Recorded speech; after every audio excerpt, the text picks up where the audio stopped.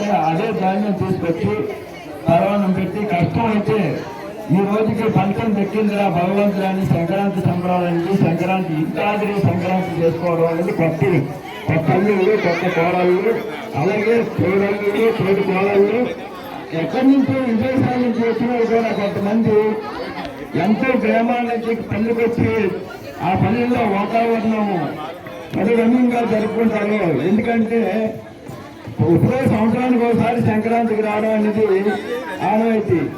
మన హిందూ సాంప్రదాయం ప్రకారంగా సంక్రాంతి అంటే మనకి పెద్ద పండుగ.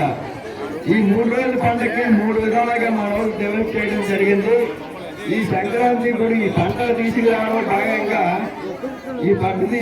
భాగంగా రైతులు ఎంతో ఆనందంతో పూజలు చేసి హరిదాసులు కానీ మన కుటుంబాలు కానీ ఇలా రకరకాల వినోదాలకి కూడా మనం ప్రాధాన్యత ధర్మం చేయడం అనేది ఆనవాయితీగా వస్తుంది. సంప్రదాయం ప్రకారంగా హిందూ సాంప్రదాయాన్ని ముందుకు తీసుకెళ్లాలనే సదుద్దేశంతో మా కమిటీ పూర్వులందరూ కూడా ఈ భూమిపళ్ళు అనేది కట్టడం జరిగింది. నేను ఊహించిన దానికంట మీరేమనుకున్నారంటే 5 మంది 10 మంది వస్తారని నేను ఎక్స్పెక్ట్ చేస్తే సుమారుగా ఈ భూమిపళ్ళు రావడం జరిగింది. ముగ్గురు పోటీలు, ఈ ముగ్గురు పోటీలు గత 6 సంవత్సరాల నుంచి కూడా ఇదే ఆనవాయితీగా తీసుకొస్తున్నాము.